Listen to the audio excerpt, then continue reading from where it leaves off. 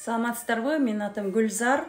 Бұл видеода мен мамиле жөнүндө кененирээк айтып берүүнү чечтим. Себеби менде бир эки жумадан бери мамиле тууралуу абдан көп көйгөйлөрүн айтып жаткандар көп. Ошон үчүн мен ушул видеону атайын баарыңыздарга, кимдин мамилеси начар болуп жатса, кимдин жолдошу башка аялдарга барып атса, кимдин жолдошу ичип жатса, кимдин жолдошу бакпай жатса, кимдин жолдошу аялынын сөзүн укпай кайненесинин, то есть өзүнүн апасынын сөзүн угуп жатса, жана башка деги эле мамилеңиздер келише албай жатса, бул атайын кыз келиндер үчүн. Сиздерден сураныч, туура түшүнүңүздөр, мен сиздерди эч качан күнөөлөгүм келбейт. Бирок эмне үчүн биздин мамилебиз начар болот экен? Себеби ошондой мамиле менин дагы башыман өткөндүктөн мен азыр бардыгын туура түшүнүп, бардыгын баалап билип калдым. Айрыкча психологияга абдан терең киргенден кийин мен анын себептеринин бардыгын терең үйрөнө баштадым. Демек, себеби эмнеде экен? Эгер мамиле начар болуп жатса, демек себептин бардыгы өзүбүздө экен. Албетте өзүбүздү күнөөлөгөн болбойт айымдар, биз күнөөлүү эмеспиз. Бирок эгер бизде энергия жетишпей жатса, жолдошубуз ичет экен. Жолдошубуз башка бирөөлөр менен гулять этет экен, ойнойт, ойнош кармайт. Жолдошубуз бизди бакканга алы жетпейт экен. Жолдошубуз ийгиликсиз болот экен. Жолдошубуз сабайт экен. Көрдүңүздөрбү? Бизди сыйлабайт экен. Эмнеге? Энергия жетпегендиктен. Энергия деген эмне? Энергияны кайдан алсак болот? Эмнеге аялдар энергия бериш керек? Себеби энергия биздин энебизден жетпей калган экен. Анын дагы себептери көп. Эмнеге энебизден энергия албай алганбыз? Көп учурда билесиздерби, бизди энебиз эч качан кучактап, кызым, мен сени жакшы көрөм деп айткан эмес. Кимиңиздерге айтты эле? Же болбосо сиз апаңызды кучактап, мен сизди жакшы көрөм апа деп айттыңыздар беле? Андай биздин убакта көбүнчө болгон эмес. Азыр биз өзүбүз ошентип эркелетип баштадык балдарды. Бирок биздин арабызда деле андай эркелеткен апалар азырынча аз. Чыныгы сүйүү бере албайбыз. Канчалык балдарыбызды эркелетели десек деле биз көбүнчө эркелете албайбыз. Ушунчалык сүйүү бере десек да бере албайбыз. Эмнеге? Себеби өзүбүзгө жетишпейт. Себеби биз өзүбүз алган эмеспиз. Биз апабыздан алган эмеспиз. Сүйүү энергия. Энергия бул кайра эле сүйүү.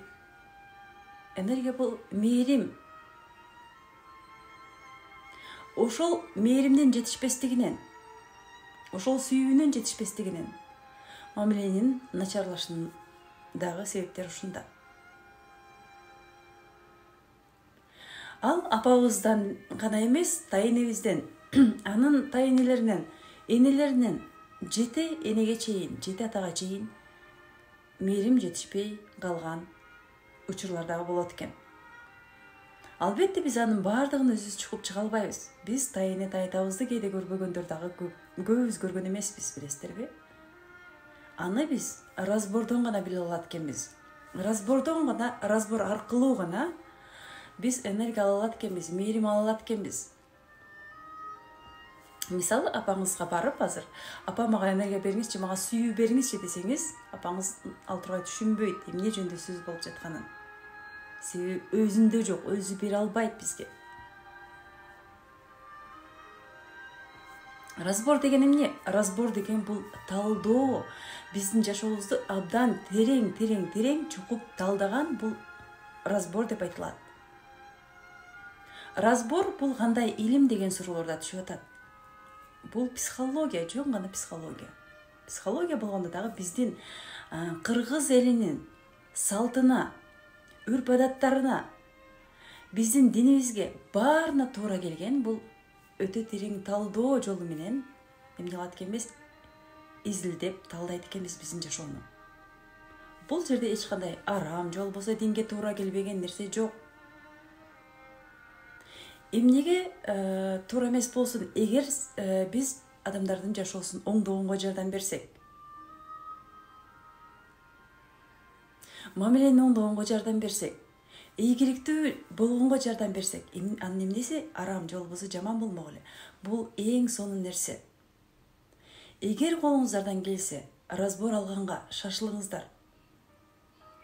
Разборлор күндөн күнгө кымбаттайт, себеби биз разбордун сабагын ошончалык кымбат баада окуп жатабыз.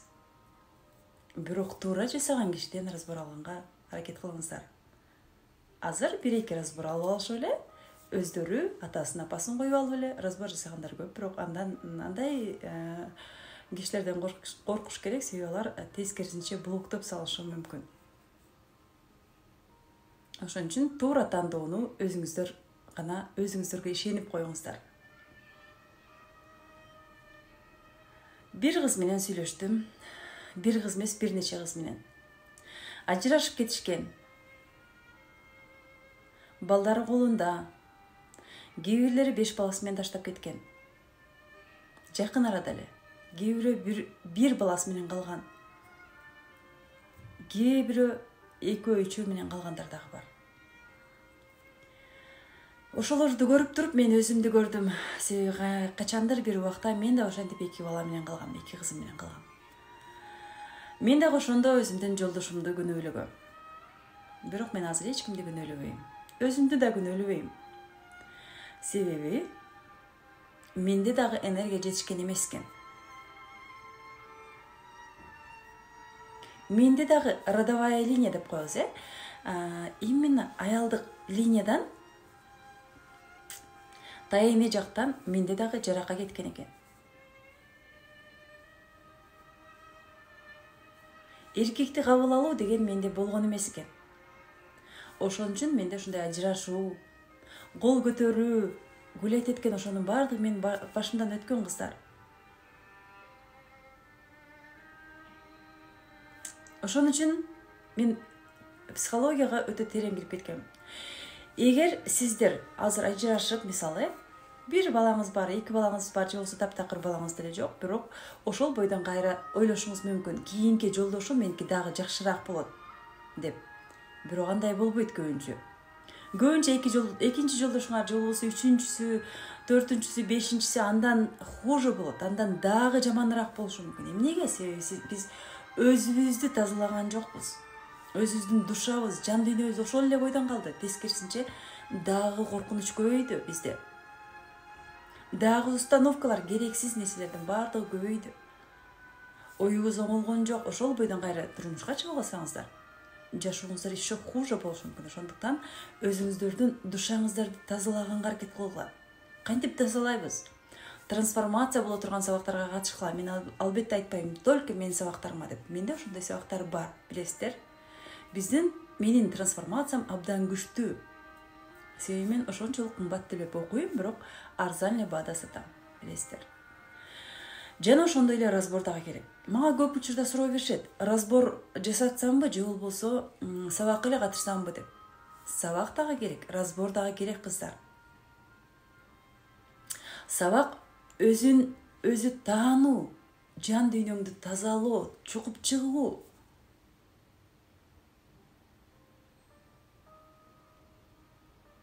Жана каалаган нерсебизге жетсек болот. Бул жерде мамиле эле эмес, акча жагынан дагы, ийгилик жагынан дагы, мамиле жагынан, ден соолук жагынан, жумуш, бизнес жактан, баардык жактан результат алсаңыздар болот.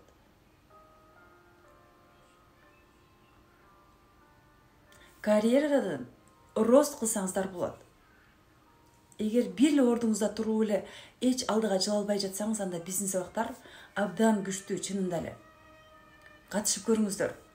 Менин сабактарым азыр 6 уровенден турат, билесиздер. Менин бул видеодогу максатым сабактарды сатуу эмес. Бул видеодогу максатым сиздерди туура жолго түшүрүү. Эч качан эркектерди күнөөлөбөйлү, кыздар. Эркектердин бул жерде күнөөсү жок. Жана ошондой эле биздин деле күнөөбүз жок бул жерде. Болгону биз аны өзүбүз билген эмеспиз, жана азыр деле көбүбүз биле элекпиз. Бизге көбүнчө сүйүү жетишпейт, жакшылап карап көрүңүздөр. Эмнеге биз эркектердин сүйүүсүнө зар болобуз көп учурда? Ал мени жакшы көрбөй атат, ал мени сыйлабай атат деп. Мага белек берген жок, анан мени минткен жок, тигинткен жок, сабап атат, ичип кетти, башка бирөөнү карап кетти. Эмнеге? Себеби бизге сүйүү жетишпейт, өзүбүзгө жетишпейт. Биз эркектерге көбүнчө беришибиз керек.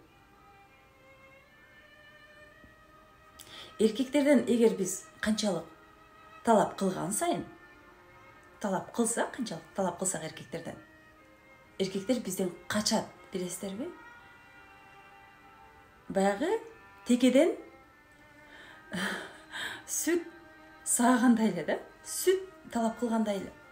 Эркектер бизге сүйүү бере албайт. Биз энебизден алышыбыз керек сүйүүнү. Эркектер бизди коргойт, ооба. Эркектер бизди багат. Эгер сизде өзүңүздө энергия, сүйүү, мээрим толук болсо, ал эркек сизден эч жака кетпейт.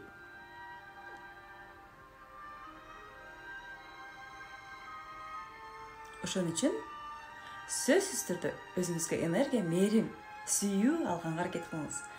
Ал нерселерди биз разбордон гана ала алабыз. Бирөөнүн мотивация сабактарына катышабыз көп убакта. Мен деле ошентип жүргөм убагында.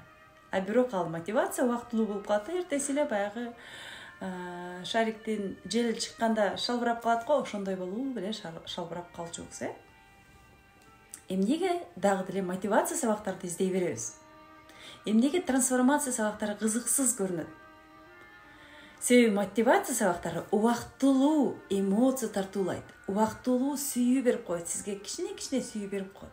Сиз ошол сүйүүнү временно алып туруп, временно убактылуу аласыз дагы, эртеси эле кайра баягы ордуңузга келип каласыз.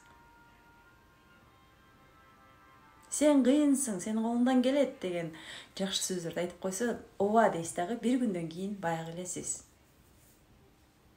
Ошондуктан трансформация кыла турган сабактарга катышыңыздар. Трансформация бул өзгөрүү деген сөз. Жана ошондой эле баланы тарбиялоо суроолор дагы абдан көп түшүп жатат. Кийинки сабакта буюрса колум бошогондо аракет кылам баланы тарбиялоо жөнүндө дагы кененирээк айтып бергенге.